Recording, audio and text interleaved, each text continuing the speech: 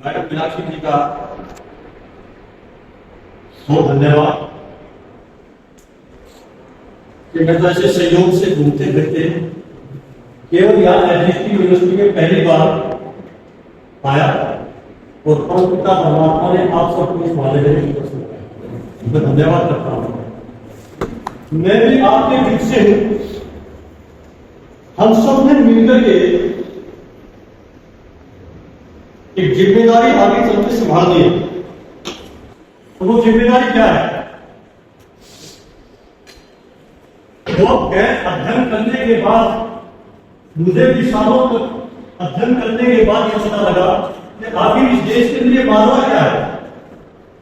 छोटी छोटी बातें, बड़े बड़े सपने सब लोग दिखाते हैं कि ये हो गया, खेती में पेस्टिसाइड ये हो गया, वो हो गया किसने किया?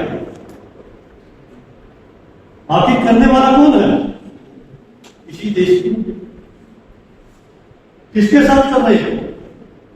अपने साथ ही कर रहे हैं। स्वयं जिम्मेदारी ना समझते हुए अपनी जिम्मेदारी को एक दूसरे पर थोपना और अपना जीवन यापन करके जा रहे हैं। धरती, आसमान, अग्नि, पानी, ये सब चीजें मिल करके क्या आज से पहले किसने होता है? और इन सब चीजों ने मिलकर के भगवान ने जिसको जिम्मेदारी दी, चींटी से लेकर के हाथी तक का, जन्म होने के 2.5 घंटे बाद आगे के जीवन यापन के लिए सबको क्या चाहिए? भोजन। चाहे चींटी हो, चाहे मनुष्य हो, चाहे हाथी हो, ठीक 2.5 घंटे जन्म होने के बाद आगे के जीवन यापन के लिए भोजन चाहिए। और चींटी से लेकर हाथी तक का भोजन की व्यवस्था करने का जिसकी जिम्मेदारी है, उसका नाम किसान है। किसान को कौन और जाति धर्म नहीं है। भिन्न प्रकार की आपको डिफिकल्टी आई, किसान आपको प्रश्न पूछेगा, आपने किसान को गाइड करना है, क्योंकि किसान आपकी आंख में आंख डाल करके वो अपना सपना देख रहा है। आज किसान त्रासदी में है। किसान पेस्टिसाइड खेतों में डालना नहीं चाहता, उसकी मजबूरियां उसको करवा रही है। आपके ऊपर बहुत उम्मीद लगा करके किसान आपके घर में देता है। कोई भी एग्रीकल्चर पर एमएससी एग्रीकल्चर किया विधार्थी किसी भी गांव के किसानों के बीच में जाकर के बैठता है तो 4 बाइक छोड़ करके किसान खड़ा हो जाता है और कहता डॉक्टर साहब आओ। वैसे बोलता नहीं बोलता है। आप जैसे यहां से निकलेंगे, आप डॉक्टर की उपाधि करके निकलेंगे। किसान आपकी तरफ बहुत आशा लगाए बैठा है, क्योंकि किसान आशा इसलिए लगाए बैठा है कि ये यूनिवर्सिटी से यूनिवर्सिटी से पढ़ करके आया है, इसको मेरे से ज्यादा ज्ञान है किसी का। ये मुझे नए बीज के बारे में बताएगा, कोई रोग खेत में आकर डिजीज आ गई तो मेरा इलाज बताएगा। लेकिन आप घूम फिर फिर उसको वही जो आपने किताब में पढ़ा था, वही केमिस्ट्री वाला, अगर आप उसको टेक्निकल केमिकल बताएंगे तो कहेंगे तो पहले जाए थे हमारे गाँव बताने वाला। ऐसे बोलेगा नहीं बोलेगा। इसलिए सभी विद्यार्थी अपनी पढ़ाई को उस अनुरूप करें कि भारतीय कृषि को सही कृषि की दिशा में हम दिखा गया। आज दिन कंसाइनमेंट रिजेक्ट हो रही है। जो टेक्निकल जो साथ दुनिया के विकसित देशों में बैन है, वो भारतीय कृषि के अंदर डाले जाते हैं। आज बच्चा जन्म से ही पैदा होते ही बीमार है और जिंदगी भर बीमार है। क्यों?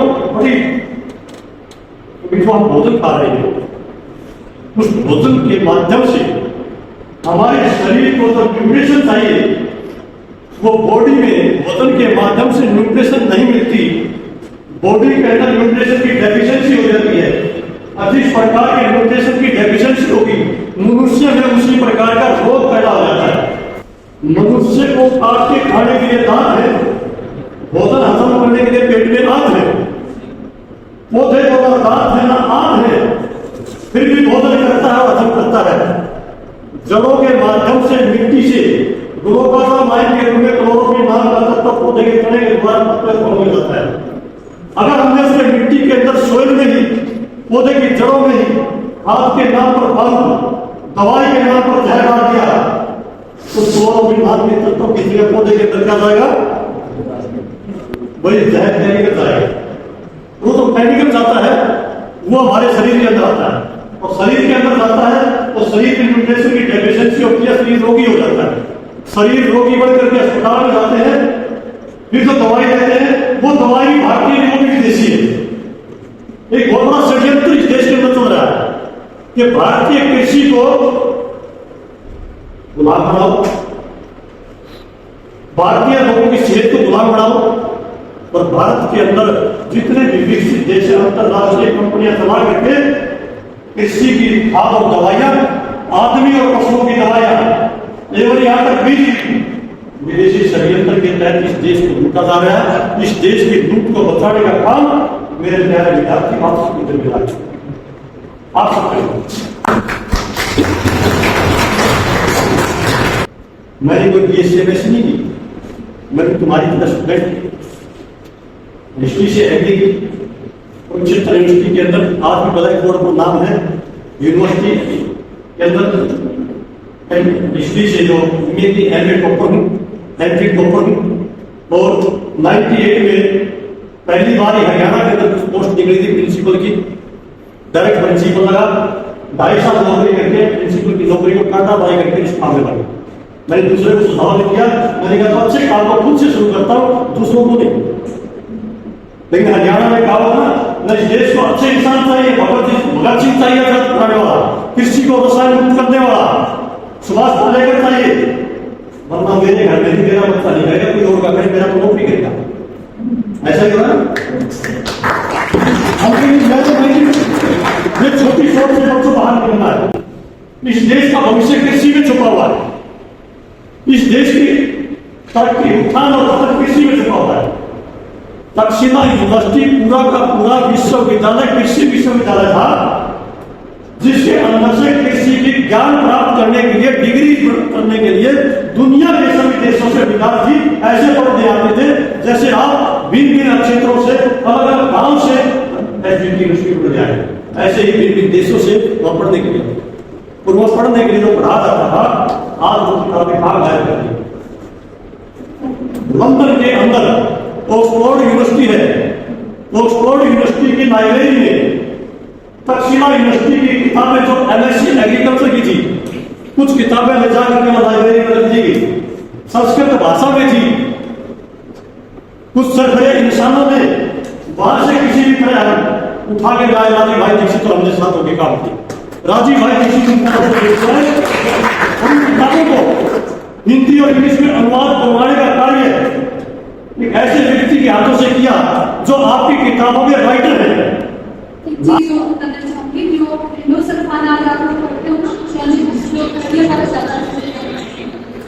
पुरानी बुक्स में आप पढ़ते होंगे रिकमेंडेशन किसी भी इंसेक्ट में एंडोसल्फान, उसको बैन कराने का काम सरकार करने के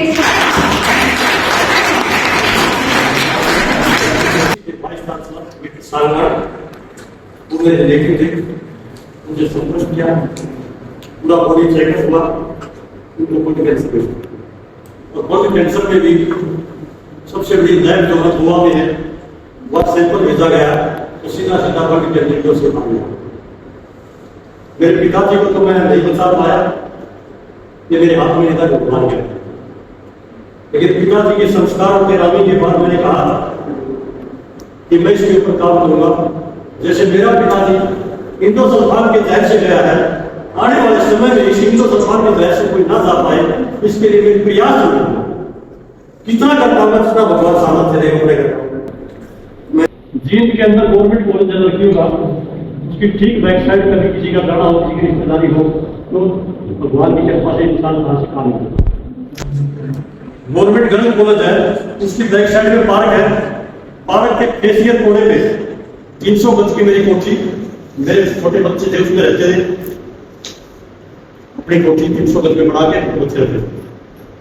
एक हफ्ते तक मैं जाकर के बैठ गया मेरी मां के पास, कि मुझे पैसे चाहिए और मेरे पास कोई साधन नहीं है, मुझे सुप्रीम कोर्ट में फीस देनी, मुझे मकान बेचना। एक हफ्ते तक मैंने अन्न नहीं पाया। मेरी माँ ने इजाजत दी, बेटा मर जाएगा तो इस कोर्ट का क्या करेंगे। मैंने कोर्ट की बेच करके सुप्रीम कोर्ट में फीस दी और तब जाकर के इस देश को हिंदुस्तान खानदान के दहर से बचा पाया। तो बठिंडा से बीकानेर के डिफेंस प्रेम इस देश में अगर आज उस काम को मैं अपने मकान बेच के नहीं करता तो आज हर गांव से बस भर के बीकानेर में तरफ से इकट्ठे कर सकेंगे। इतना मैंने भगवान ने सामर्थ्य दिया। दुनिया में जितने भी 5 देश विकसित हैं, 5 देशों में 57 प्रकार के रसायन जो आपको पढ़ाए जाते हैं और जो कृषि के अंदर डलवाए जाते हैं भारत में, वो 57 प्रकार के रसायन दुनिया के जो 5 देश विकसित हैं 20 फरवरी 1930 को बैन कर दिए गए और भारत के अंदर आज चल रहे हैं। जैसे ये हरित क्रांति आई, ये हरित क्रांति नहीं, ये भ्रांति बहुत थी। आज हरित क्रांति के माध्यम से रासायनिक कृषि भारतीय किसान के ऊपर थोप दी गई और वो बेचारा अपने सिर पर इसको ढो रहा है, छोड़ नहीं पा रहा है। इसको छुड़वाना आप सबका हमारा फर्ज है। प्रिय विद्यार्थियों, हमें ये समझना पड़ेगा, जिसको आप दवाई बोलते हो, दवाई और जहर में अंतर क्या है। किसी जीव की, चाहे वो वनस्पति हो, मनुष्य हो और पशु पक्षी हो, किसी जीव की सेहत गड़बड़ हो जाए, उस सेहत को ठीक करने के लिए जो दिया जाए और उस सेहत में आराम आ जाए, उसे दवाई कहते हैं। और जिस जीवधारी को 1 चम्मच भर के पिलाते हैं उसकी मृत्यु हो जाए, उसे दवाई कहेंगे या जहर कहेंगे। इतना बड़ा इस देश के अंदर झूठ पढ़ाया गया है, जिसकी 2 बूंद से आदमी मर जाता है, वो 1 लीटर खेत में छिड़का जाता है और दुकान पर लिखा हुआ है मतलब खेती बाड़ी की दवाइयों की। हम आगे भी आपको कोई लेक्चर करना चाहिए जिसमें हम जितने भी केमिकल्स हैं उनका अल्टरनेट सर बताएंगे कि हम अगर केमिकल यूज ना करें, उनको फार्मर्स को रिकमेंड ना करें, तो उसकी जगह हम क्या करें, उसके बारे में make sure we will take the time from sir after that we will decide it and we will meet here at that decided time. Okay, thank you very much students.